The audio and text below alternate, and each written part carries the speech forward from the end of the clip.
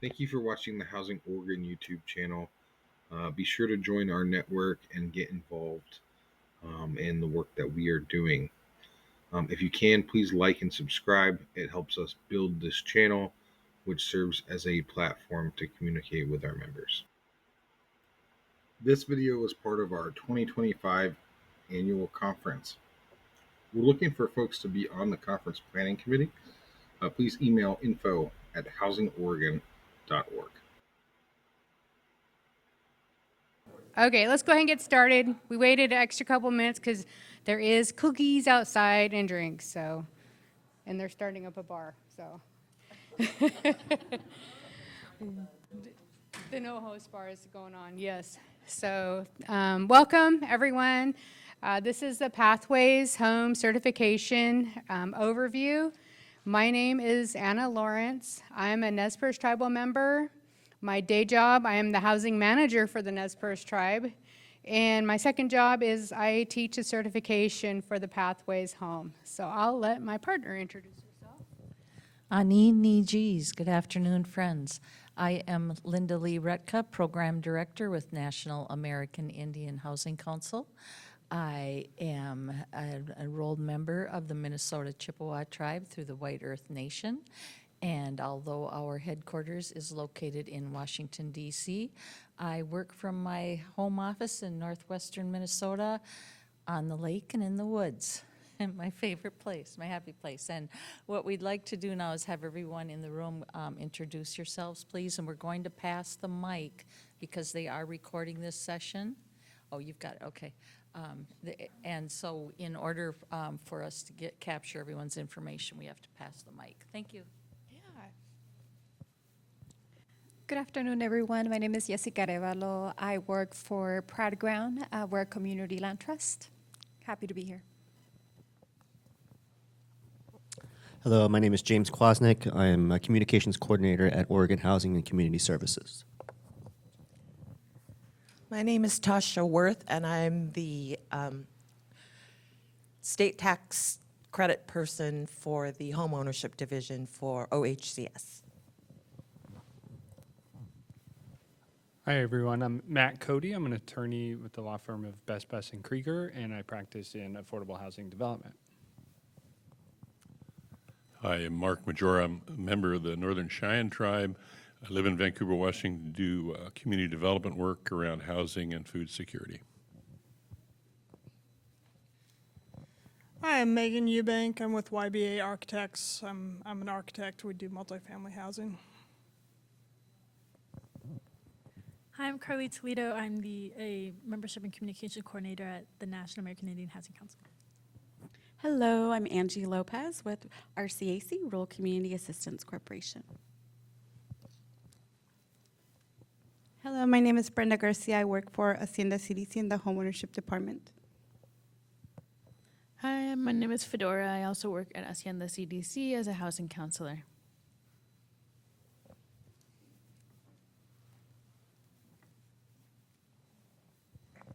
Hi, I'm Brian Carlton with Carlton Architecture. I'm Keith Ferrante with the Native American Youth and Family Center. I'm enrolled Chata and affiliated Blackfeet.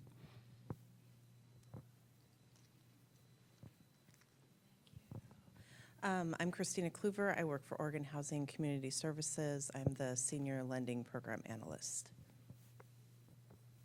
I'm Gina Chamberlain. I work with Rural Community Assistance Corporation, and I'm the Homeownership Program Manager. And I'm volunteering, but I'm Jessica Thurgelson with Trusted Homes, a new community land trust in Ashland, Oregon.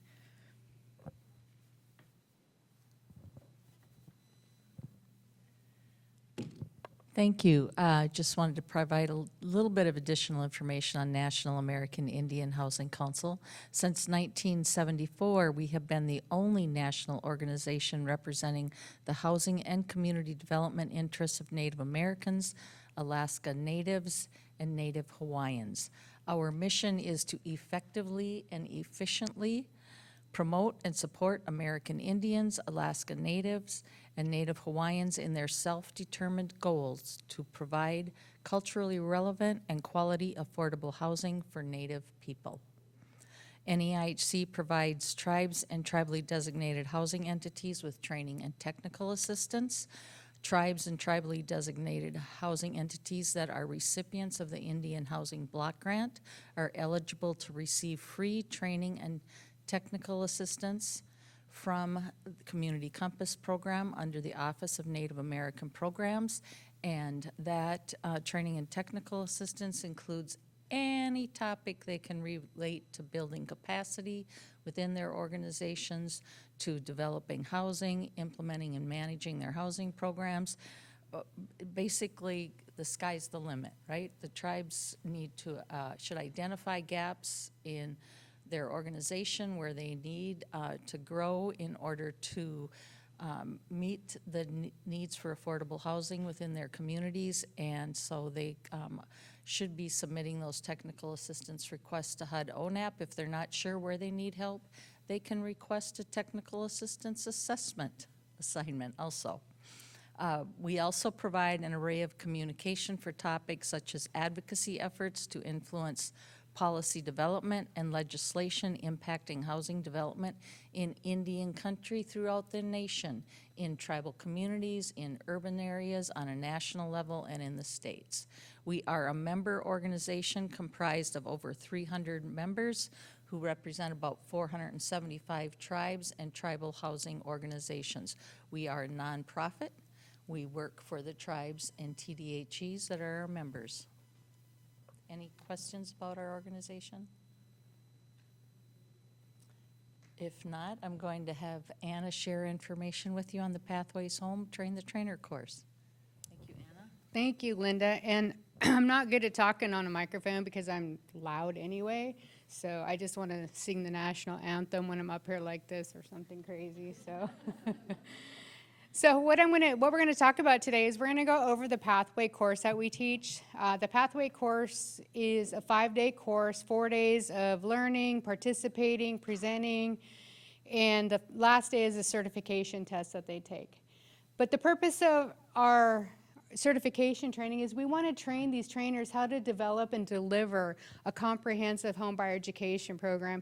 It's hard just to have someone come in and say, oh, let's talk about home ownership. Well, you need a curriculum, you need to have guidance, you need to have some outline of the class. And so in this class, we teach the trainers how to effectively deliver that curriculum. And their ultimate goal is to take this back to their families, to their tribal communities, and be like, hey, let's teach this. Let's start from, if we have to start from ground zero, learning of budgeting, credit, and we work on all those aspects. And we teach our participants in the class how to really deal with some of the difficult cases that are out there. This is the participant manual. It's 8 modules. And it goes over this is the whole class that you're going to take back to your community and teach. The first 2 modules are exploring home ownership and considering mortgage-based home ownership. Really, we start off our classes at home with, do you want to buy? Let's look at the pros and cons of renting. Let's look at the pros and cons of home ownership. We really focus on this because some people, they might be like, nope. My mom, I always tell the example, my mom was a perfect example of, I'm not a home buyer. She tried to buy a house, but the water heater went out. No one was there to mow the yard. She was a single mom. So she loved renting. She's like, nope, I'm not doing this. I want to be a renter, and that's perfectly fine. And that's our job, is to help them go through that process.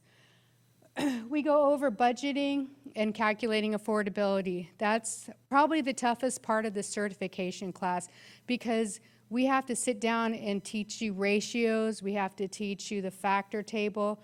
We have to make it easy so you guys can take this home and teach your participants. This is your income. These are your debts. This is the lender's ratios and qualifications. Let's see how much you can qualify for. We go over credit.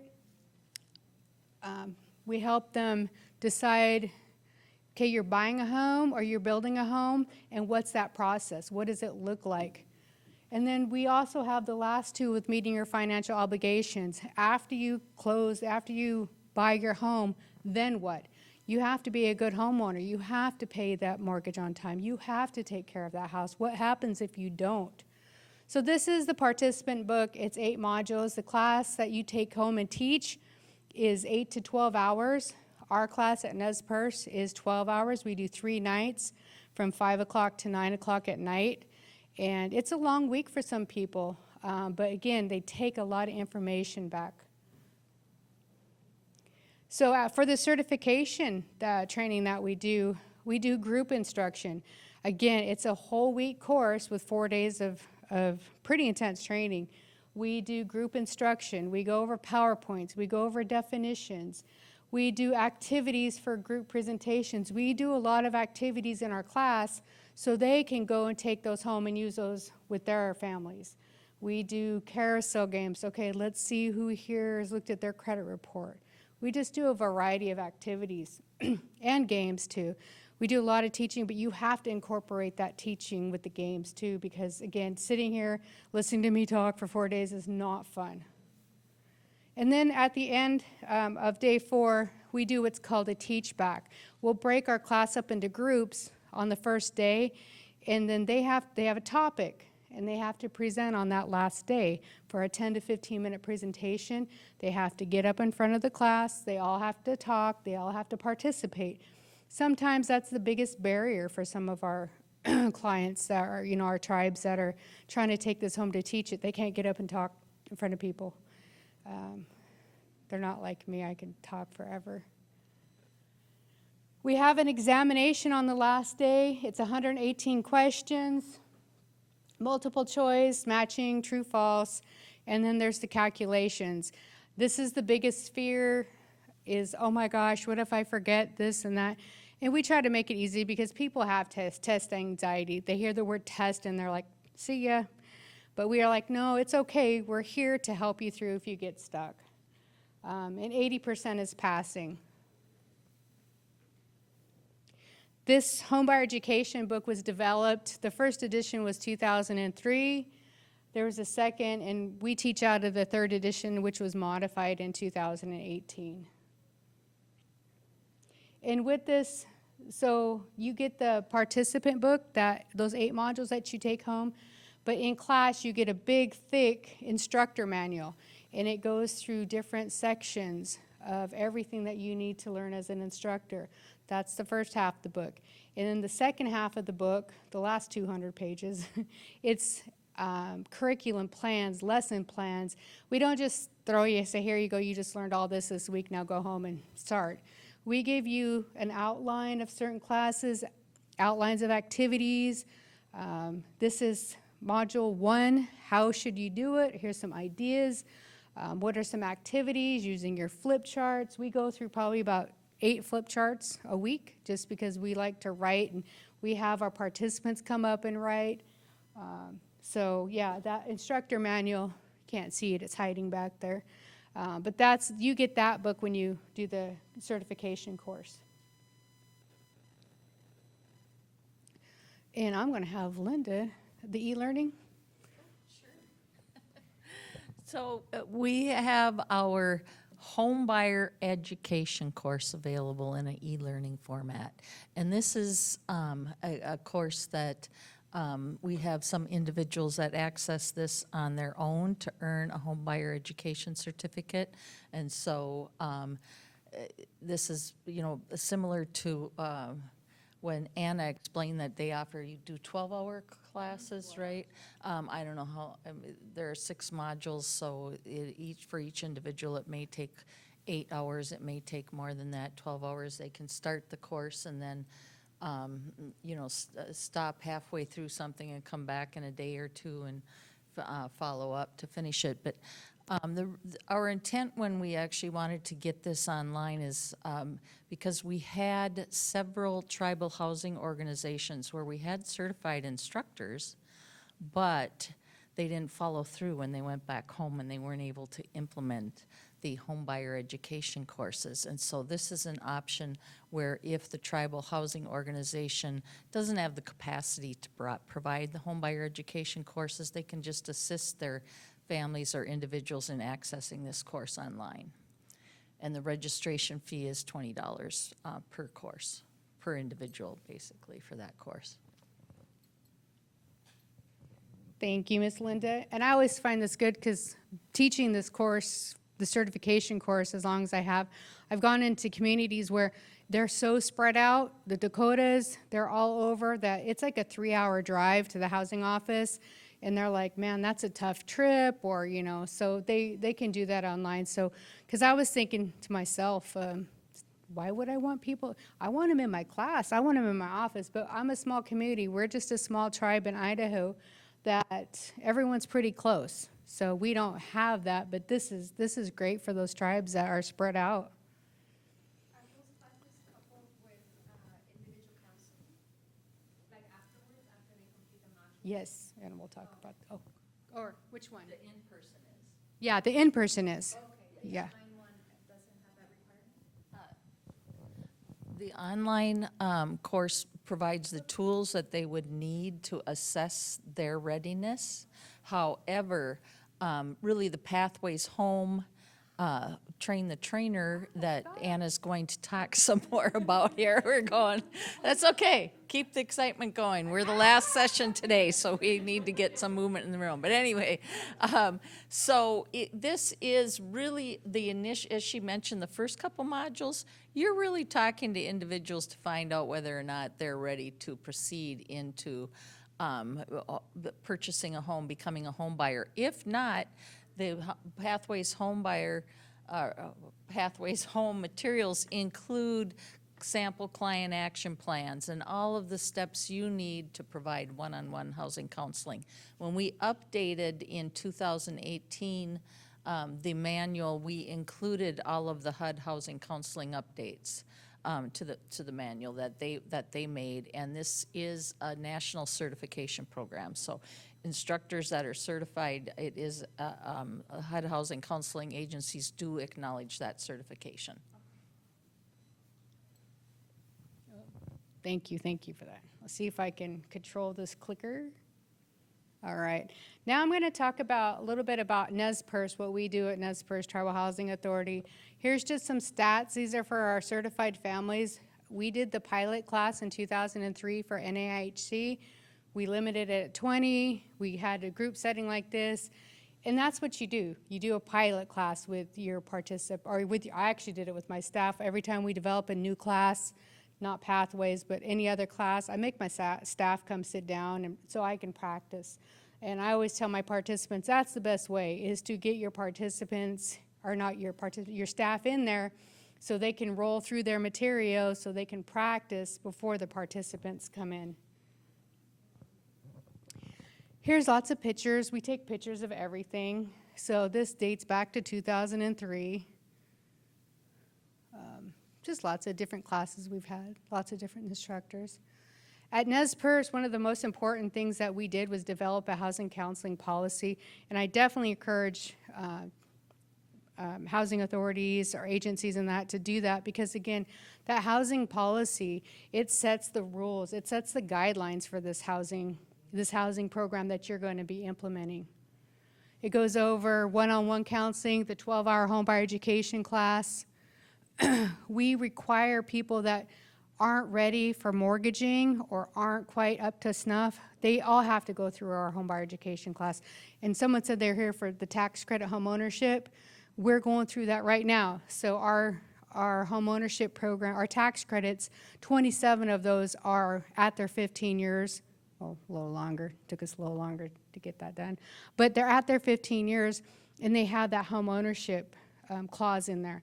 So again, that is one of our biggest pushes the past year, is getting all of those clients, those tenants in here to take this class, because they have to be able to qualify for a mortgage. They have to be able to go out to our lenders and say, hey, I need to pay off the rest of this home. So we develop a written client action plan.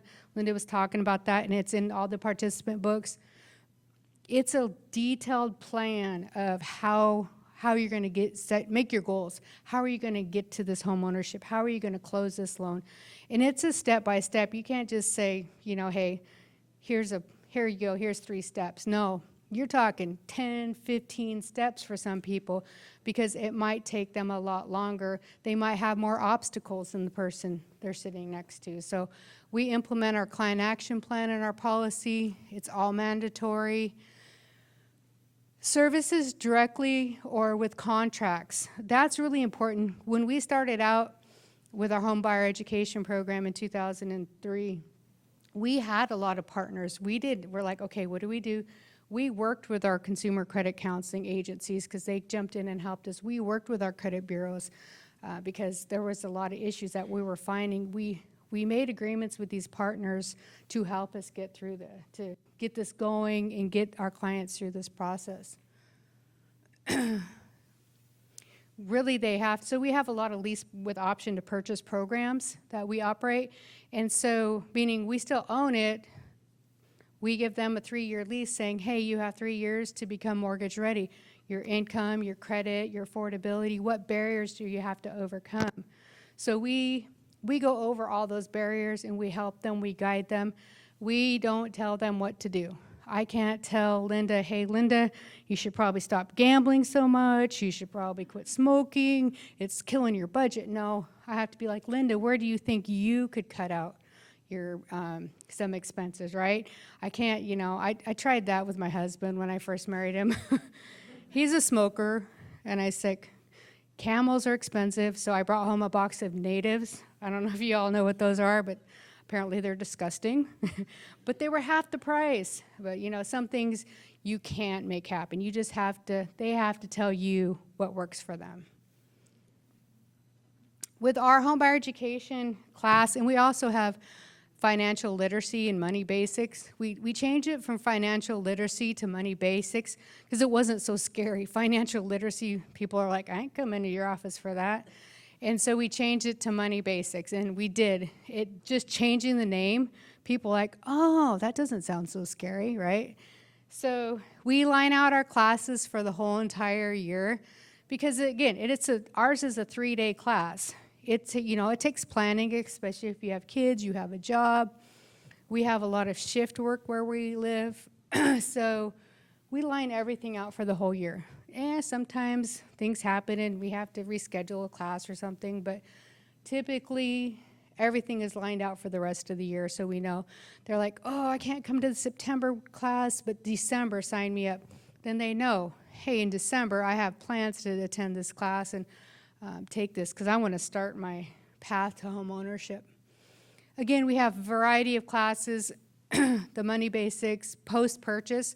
So in those modules, the last 2 modules, 7 and 8, talk about your financial responsibilities, protecting your assets, So when you're in the class with them, they're not really like, okay, I'll deal with that later. I just need to get this done, right? I need to save. I need to get my credit. I need to get this house purchased. I'm not thinking about all that later. So we developed a post-purchase class, and we really take that information out of those last 2 modules.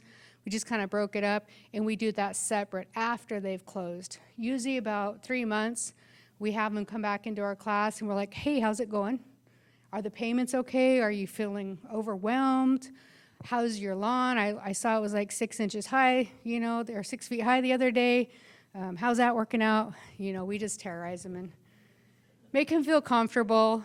And then we do young adults, because again, we feel that our futures are young, right? And teaching them that financial education, teaching them that when you go off to college and all those people are standing there, hey, apply for this credit card or this or, everything. We want them to know, what credit is, what they can get themselves into in the first few years of their young adult life. So we try to teach them that. We do a lot of partnerships, what I'll talk about in a minute. But one of our biggest partnerships is with our CDFI. It's called NIMIPU Fund. We do a financial education with our teens, because when they turn 18, they get their 18 money from the tribe. Depending on what tribe you are, it could be $100, it could be $50,000. No 18-year-old in this world needs a $50,000 check just handed to them, right? that's dangerous, and it usually does come out not so well. So we want to teach them investing. This is your school money. This is what you have to live on. My daughter just turned 18, and I have successfully lied to her that this is college money only, and she doesn't go to school on the reservation. We live in the town nearby, so she knows nothing. So I'm very proud to say I've lied to her. And she's like, what if I don't go to school? I said, then you have to wait till you're 26. She's like, oh. It's still working out for me. So next thing that we want to talk about is implementation of the Homebuyer Education Program. I've been doing this since 2003. Yes, I started when I was 10, but it takes a lot. Every year you get better and better and better. You learn from your mistakes. You learn what works and what doesn't work. And so the implementation doesn't just stop after the first class. You continually improve your program. Some barriers to implementation is having trained staff. Doing the certification course that I do for NAIHC, I go to a lot of tribes and I'm like, hey, I was just out here like in 2019. What happened? Everyone left, or during COVID, they got all new staff, so you got to retrain. You have to keep your staff trained. Then there's some tribes that they man every 2 years, because those certificates are typically good for 2 years. Every 2 years on the dot, man, they're all here. They're all getting recertified. They're all seeing what's new and improved. You have to have a trained board of commissioners and tribal council. That sometimes can be a difficult task, because sometimes they're like, no, you're not mortgaging on our tribal trust land, or you're not you're not putting our lands at risk. And tribal departments and employees working with those other organizations, the social services department, the Nimbipu Fund department.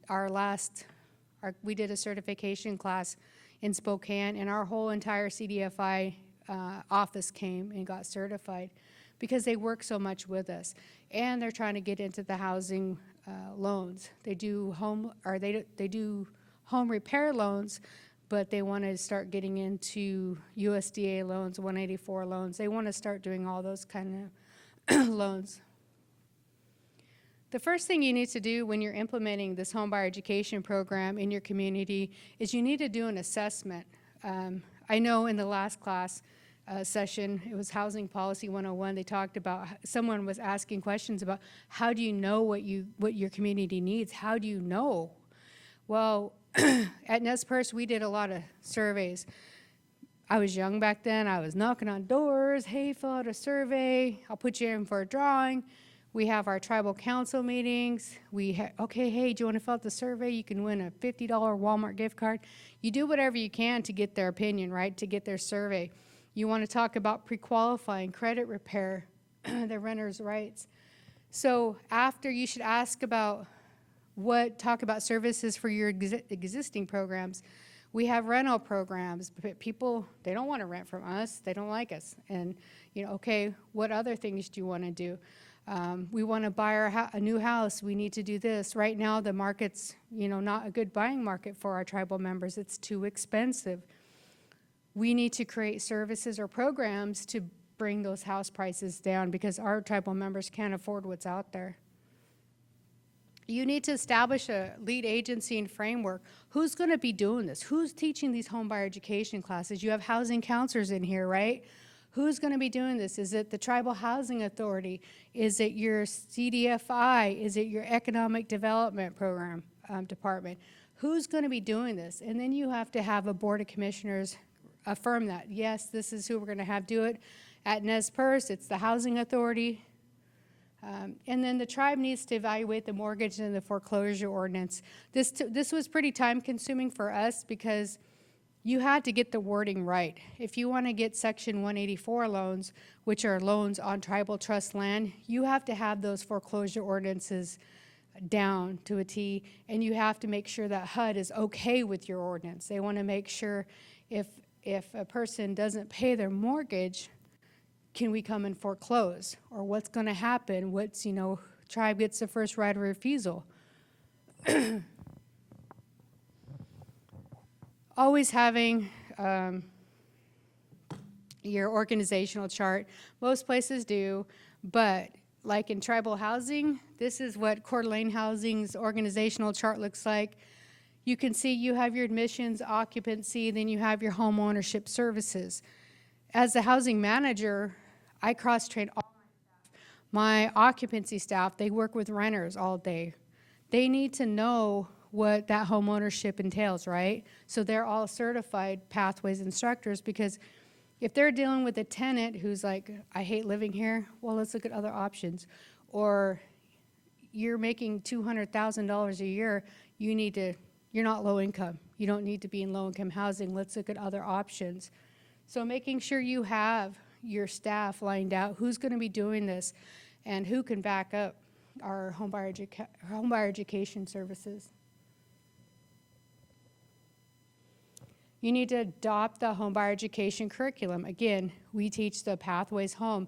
Is there others out there? Yeah, I'm sure there's others, but for Native American communities, this Pathways course has dominated Native American country, because it's so thorough and it goes over the whole process of everything, the one-on-one counseling and the classes. This is a picture. This is in 2003. You can't pick me out because I was like 5. Just kidding. This was our pilot class that we did. And so, again, you start with that pilot class and you build off of that. You just take what you have and, okay, this next class we're going to do this. And you just keep building off of your homebuyer education curriculum. I always talk about credit counseling. You have to identify that credit counseling piece of it. That was my biggest fear. And back in 2003 when we started doing this, I'm like, oh my gosh, what if I tell someone to go sell their car and they really shouldn't have? Or what if I tell them, the wrong piece of information? So again, I kind of self-taught myself on this because there wasn't too much back in the early 2000s. But strengthening your capacity to provide this education. So I'll tell you what I did. I saw an ad in the paper for come learn about, I can't remember what it was about. I thought, oh, okay. So it was called Credit Professionals International. You probably don't know what it is. It's not really around anymore. But I went and I walked in and I'm like, wow, who are all these people? And this lady's like, oh, here. And it was our credit bureau.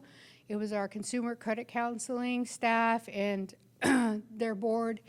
It was all the people that work. There's banks there. It was the people that work in the credit field.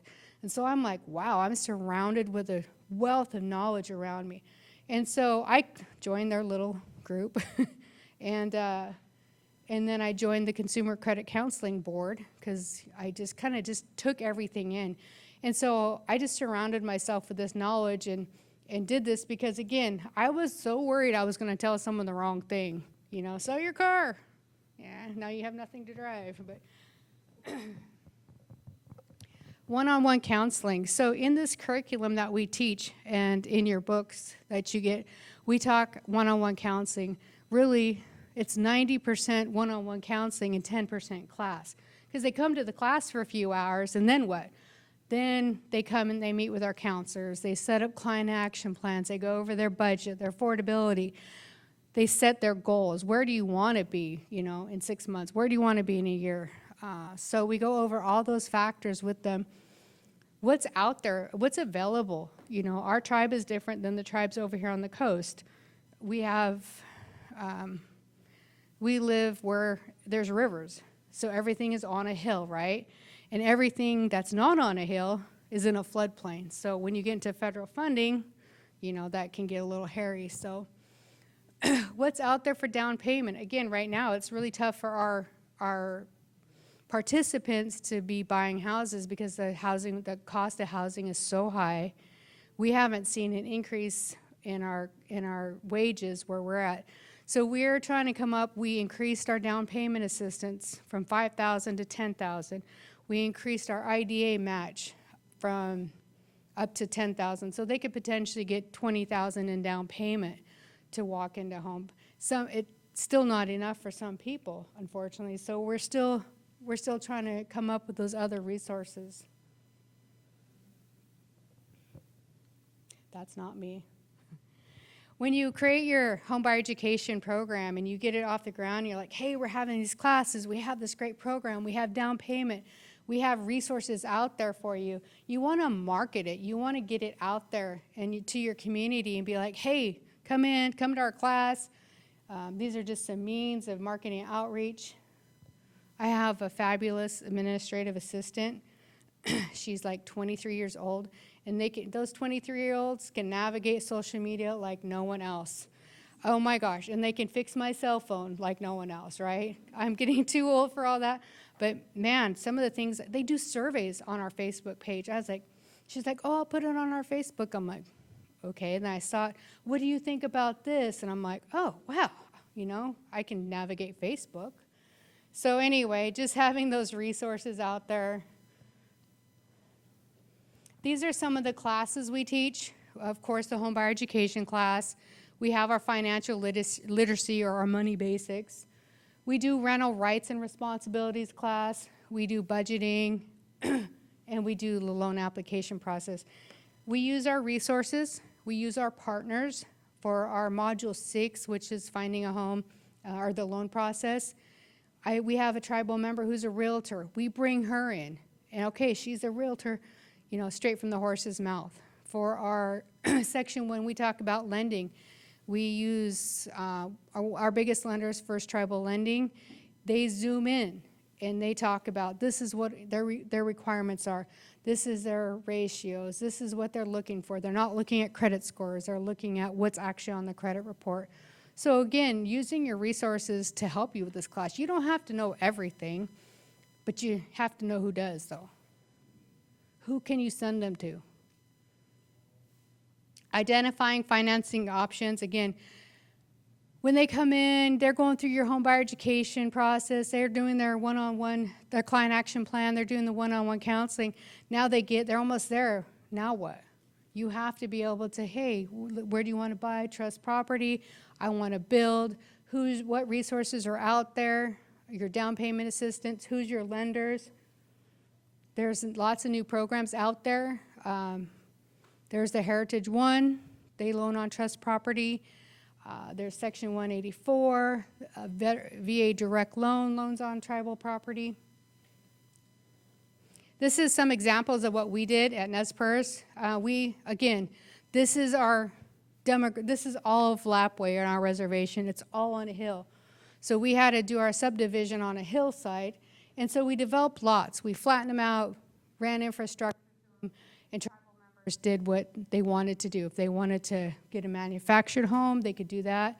They could build a stick-built home, or we did properties too. We also developed homes. We built 20 homes with Section 184 funds, with NAIHC funds, AHP funds.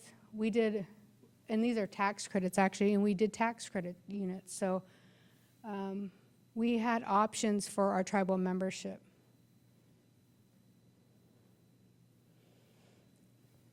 Whoops. Oh, it's going to go crazy again on me. The Section 184 has been our main loan program because we have all tribal trust property that we develop. And so the Section 184, we used to use Wells Fargo. They're not a 184 lender anymore. Washington Mutual isn't. First Tribal is. Chickasaw Nation. There is Section 184 lenders out there. But they really walked us through the whole process. The Section 184 also, because we got the loan, the mortgage on 20 of those homes, the Section 184 is assumable mortgages. So if Linda came in, we put her in the home, and in 2 years she got qualified, she could just assume that mortgage. Building partnerships and networking. These are a lot of our partners that we've worked with from day one. A lot of our lenders, a lot of foundations, enterprise. Of course, NAIHC has always been there from day one. We have our HUD, our state housing agency, our local groups. Those are really important and really key when you're doing this in your community. Developing relationships with like our NIMIPU Fund, which is our CDFI. They're a huge partner right now with us. They actually did a housing survey for us to see what we needed to do, really because they wanted to see, should we get into the home mortgaging on our reservation? Is that a good move for us? So, but it helps us out because it shows, you know, how much housing we truly need right now. Having facility improvement, we had to do that. We found funding to build onto our office because you have to have a classroom, right? You can't hold a class in the hallway. You can't do one-on-one counseling in your front office. Some people, unfortunately, I've seen that done. They sit there and, hey, let's talk about your credit report right here while everyone's walking by you. You need to make sure that you have the proper accommodations when you're going to do this homebuyer education class. You need to make sure you have facilities. Some people don't. Some people have beautiful casinos that have conference rooms and they can go there, right? So that's an option. During COVID, we never quit doing our homebuyer education classes. That schedule I showed you during 2020, well, in 2020 and 2021, we kept our classes because people wanted to come. I don't know if they, you know, hey, I have time on my hands. I want to work on my budget. I want to do this. That was probably one of our busiest few years is during COVID because people came in, they did their budgeting, they did the follow-up, and they actually bought houses because housing market was lower back then. So, but we met the accommodations. We typically had to go to our hotel casino where it had a big conference room like this where we could spread everyone out, and then we had it catered. So we weren't touching the food or nothing like that. So that worked out for us. And then after everything is said and done, you really need to evaluate, how is this working? How is this class going? Is it effective? Are people coming back? I know when we first started teaching this, the first night we do the set module 1, 2, and 3. 3 is the affordability, where you learn how to do your own affordability. We walk you through that process. Sometimes they didn't come back, but I mean, eventually they came back, but you know, it's like, okay, I need to stop and let this absorb, and that's fine too. But find out, evaluate everything that you're doing. How's it going? Are people building? Right now, again, like I said, our office, our home buyer program has been slow just because of the market and the high interest rates. And then again, you have to have the commitment from all your staff, you know, the board of commissioners. You have to, did it die? Hello? Oh, they told me I can't. Oh, it died. Hello? Oh, they got like 5 microphones up here. They were scared I was going to break it. So really you have to have the commitment of your whole staff, your board of commissioners, and all your partners. It's a big undertaking, but it's so rewarding to your community and to your families. They're buying homes. They're not stuck in these homes that were the low rent program that's provided to our tribal members. I guess I got to stand up here, huh? They have options, they have opportunities. And so when we did this program, when we started it, we had families move into our lease with option to purchase. They took the class, they worked on their credit, they did their affordability, and they're like, wait a second, I can afford a $200,000 house. I ain't buying this HUD home. And, you know, we were like, yay, good. You have more options out there. You don't have to get stuck with what, you know, you're on the waiting list, here's this house. It gives them more options and for their families. And so that's one of the great things that I always like to see. I'm going to get tangled up in this, all tied up. Any questions on the Homebuyer Education or the Pathways book and the implementation? So we offer the Pathways class. We had one in Portland a couple years ago. We have our regional trainings, and I think anyone can sign up for those in the housing industry. So yeah, we have these certification courses that you're more than welcome to take. Again, Linda has the site for you guys have monthly reports or monthly events calendar or events that they mail out? Yes. Okay. Yeah, Carla.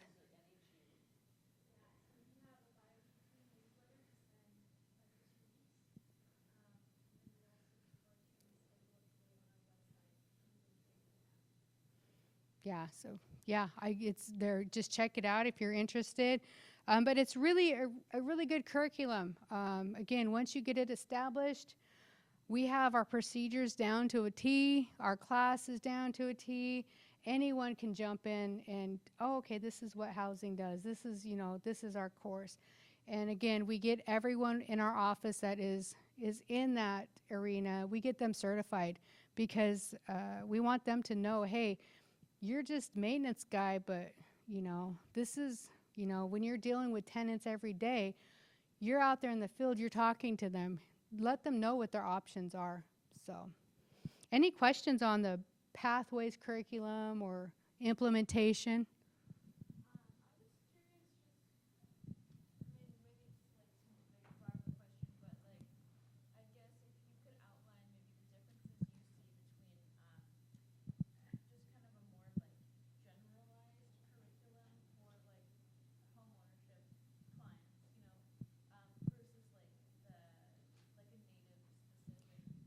Okay.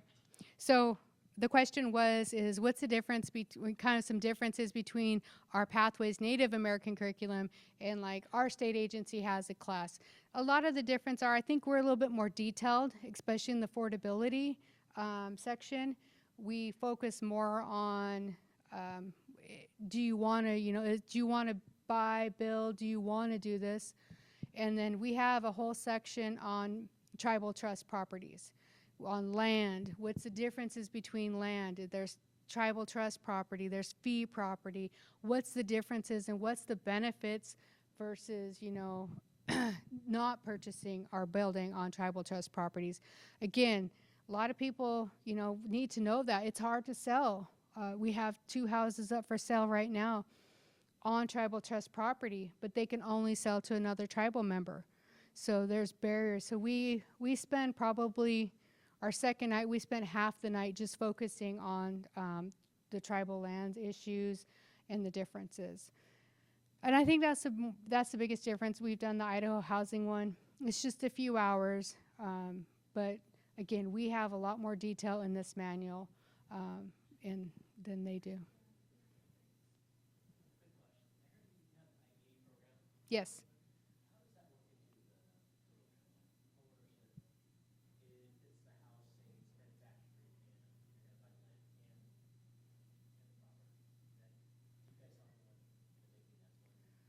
The package? Oh, so yeah, for the land building on trust property. So yeah, so we do, we help with our purchasing process because again, we typically walk our clients through that whole process. If they're building on trust property, what's the land value? How do you incorporate the land? So we go through our process at our reservation. We get a residential lease agreement. Our mortgages has to go through the Bureau of Indian Affairs. They have to approve that. Our lenders have to approve. It's a long process going, building or buying on tribal property. So did that answer your question? Okay.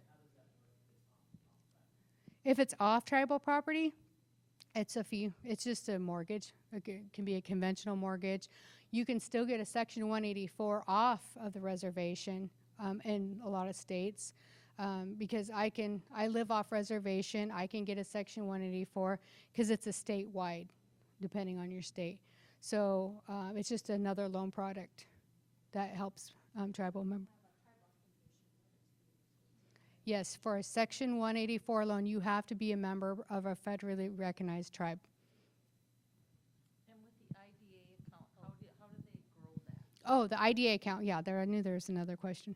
So the IDA account is we just increased it. So if our participants save $2,500, we'll match it $7,500. So that's just how we set that up. We increased it. It was just a 2-to-1, but now it's a 3-to-1 match. And we just save that they save, and when they're ready to buy, we match that. We also have IDA after they purchase. It's an IDA home maintenance. It's only a 1-to-1 match, and it goes up to $8,000. So if you save $4,000, we'll match you $4,000 for that repair. So we have a couple before, you know, they buy the home and after they purchase the home. So.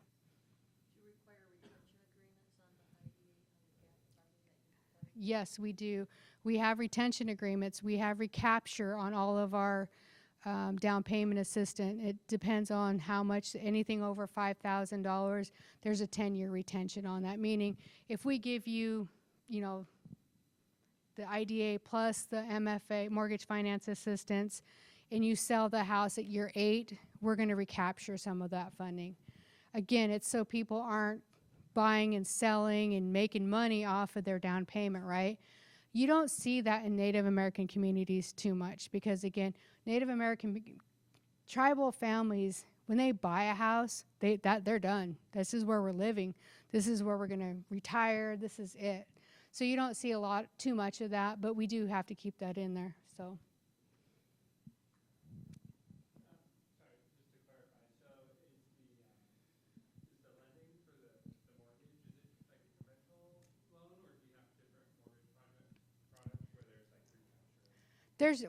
When our down payment, so we use our NAIHC funds, there's recapture on those funds, our down payment. But the mortgage itself, we use different lenders, different loan products. So if we do a Section 184 loan, that's a guaranteed loan from HUD. So if they foreclose or sell, well, I guess if they foreclose, we're not getting anything back. But if they sell, housing can go after some of our down payment funds, our IDA funds. But there's different loan products. We use USDA, 184. We haven't done a heritage one yet, but I'm excited to try. And then, of course, we have conventional loans. We have VA loans. We haven't done the direct on tribal property yet, but we do we refer out for a lot of veterans. So just a lot of different loan products. So it sounds like the model you use for trust land is very similar to a community land trust, right? Is that correct? Where the tribe maintains title to the land? Well, similar, we do a residential lease, so you're granted a lease from the tribe. Ours is 50-year leases. Some tribes are 99-year leases, but yeah, you get a residential lease from the tribe. They still technically, you know, they still own and manage it, the tribe does. So. And do you use any kind of a model around the equity distribution as they're progressing through the loan, or does that just stay pretty stable? That stays pretty stable. And so typically there's no mortgage insurance on that, on the guaranteed loans. So you haven't applied the flexibility of playing with that so that you can allow a person to get into the home initially and then they pay back through the process. You haven't looked at that approach yet? Not really. We typically, yeah, it is complicated.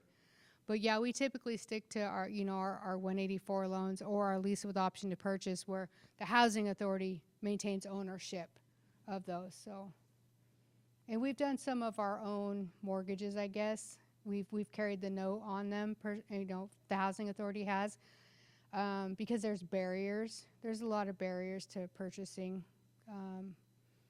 Again, a lot of credit barriers on trust property with the 184. So. And is there taxation in many of the tribes for their residents on their properties? Do any of them deal with any of that sort of thing, for infrastructure, that sort of thing? Yeah, so on tribal trust property, there's no taxation. On individual allotted trust properties where the family has it, there's no taxes. In our community, we're a checkerboard reservation, so if you're on the reservation and you own fee property, depending on what county you're in, the county will recognize it. There's 5 counties on our reservation. 3 of them will recognize that I'm a tribal member, I purchased a home on fee property. They'll be like, okay, you're eligible for tax, you don't have to pay property taxes. Other 2 counties over here are like, nope, you need to pay property taxes. It's really up to the counties. It's a real complication, isn't it? Yeah. On the educational side, Northern Cheyenne Res has got 5 school districts. Mm-hmm. Yeah, it can get real hairy. Yeah. And depending, yeah, I've seen reservations where they're like, nope, there's no taxation whatsoever on property taxes.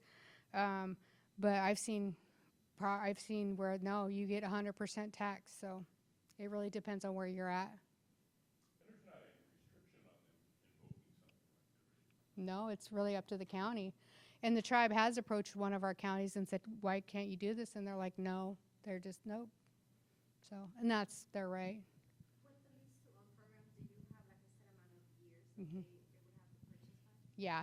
So on our lease with option to purchase program, our old mutual help units, we refurbished and we put them in there. They have a 5-year lease with option to purchase, meaning that, you know, they have 5 years. 100% of their rent goes towards that, except if they're high income, then we discount that. And then with our mortgaged units, they only have 3 years. So, yeah. Any other questions? Oh no, they're clapping next door. Just kidding. Oh, go ahead.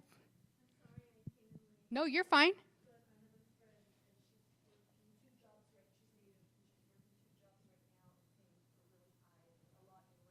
Mm-hmm.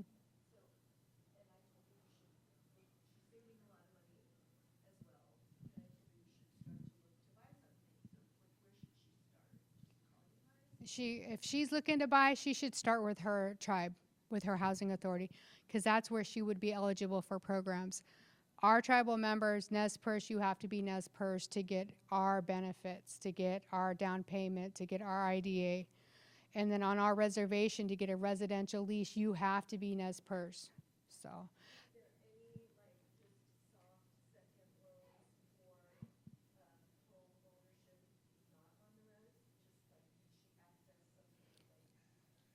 Other down payment assistance programs? Oh yeah, there's down payment assistance programs all over. You have different resources out there. So yeah, I would just have her check with her tribe first to see if she's eligible, and then reach out to the lenders that, you know, she might be interested in going through. You know, if she's looking at a conventional loan, Wells Fargo might have down payment assistance, especially for first-time home buyers. So yeah. Did you have a question?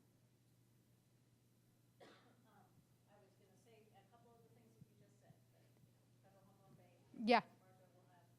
Down payment in that sometimes the programs that the tribe offers is not just for on reservation land, it's just for tribal members on or off. Yes, that's true. Yeah. So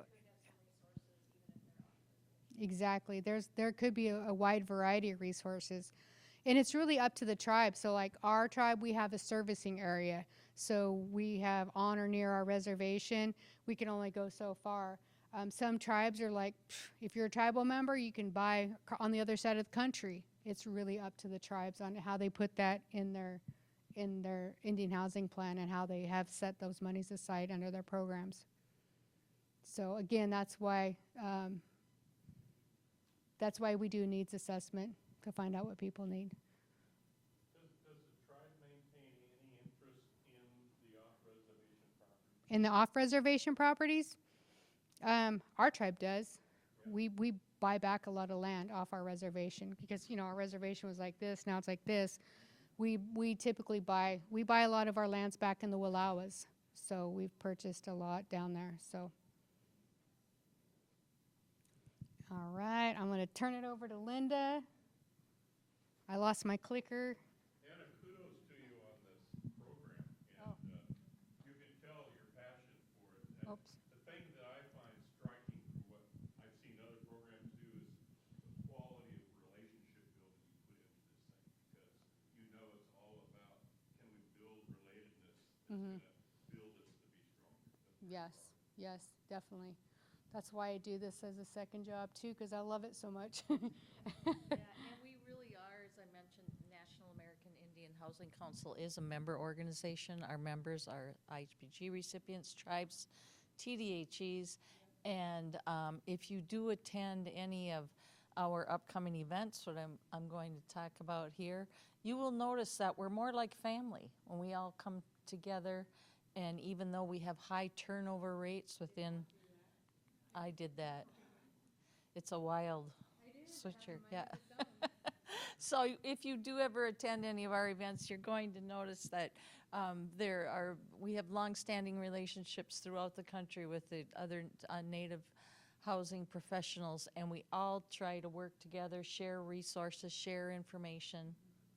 And on the NAIHC website, we do have a national map that, that if you go to our website page with Affordable Housing Resources website page, it has a national map, and for each state, you just click on the state, and then there are a list of several different organizations within each state that have resources available for Native people that need assistance in either moving into home ownership, accessing affordable housing, or services.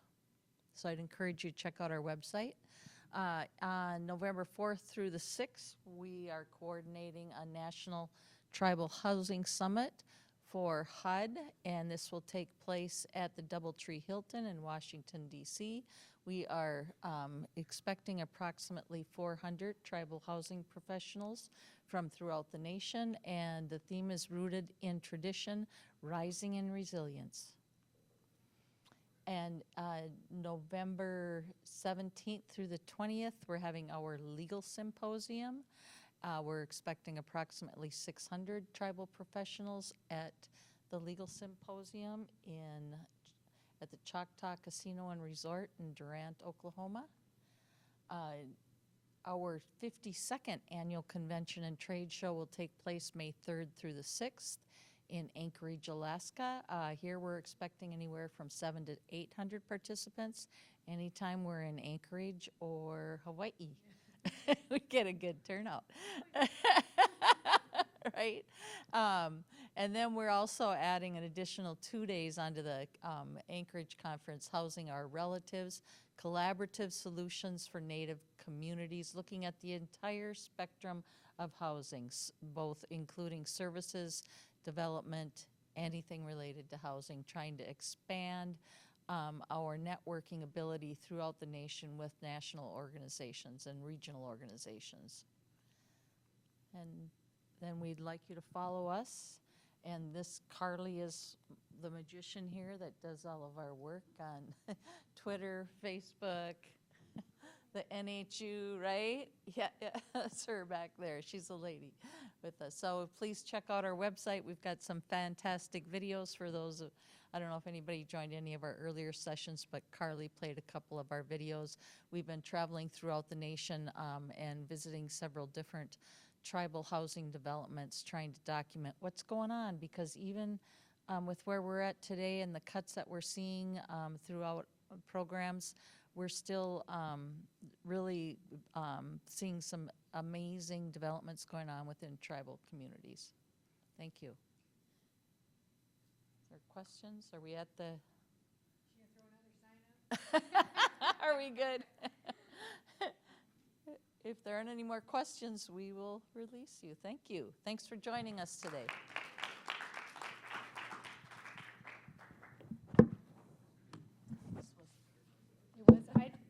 I was tripping over and I was going in circles, wrapping my. I should walk back here because I'll probably trip myself. I know. Thank you, Anna. Thank you. Thank you. That was You're awesome. welcome. Thank you. Feel good. Now we get to go to Grand Ronde. Yeah. So, do you live here in Portland or? I live in Washington. Oh, okay. Oh, okay. Yeah, but I work for an organization that's regional. RCAC? Yes. Okay, and then there's another RCAC. Yes. Oh, Yeah. okay. Yeah. Yeah, we worked with the RCA. Yeah. I assumed you. Yeah. So good to meet you, Gina. And Anna. Good to And meet Anna, you. you're here in Oregon? I'm in Idaho. You're in Idaho. Yeah, so on Nez Perce Drive. She's a superstar, so I Do you cover more? Nez Perce is in Washington and Idaho, or Idaho and Oregon, or just Idaho? Just Idaho, but we've purchased a lot of our lands back in Oregon, in the Wallowas. So that's really a lot of our traditional lands is down there, so in Oregon. But our reservation is in Idaho, so, yeah. Yeah, well, good. Yeah, well, thank you for coming. Oh, no problem. It was informative. known about Pathways. I've participated some with the Montana Native Homeownership Coalition. Okay. They're, I think, planning a Pathways training. Yeah. A lot of people who do Pathways. Yeah, we've gone all over the country.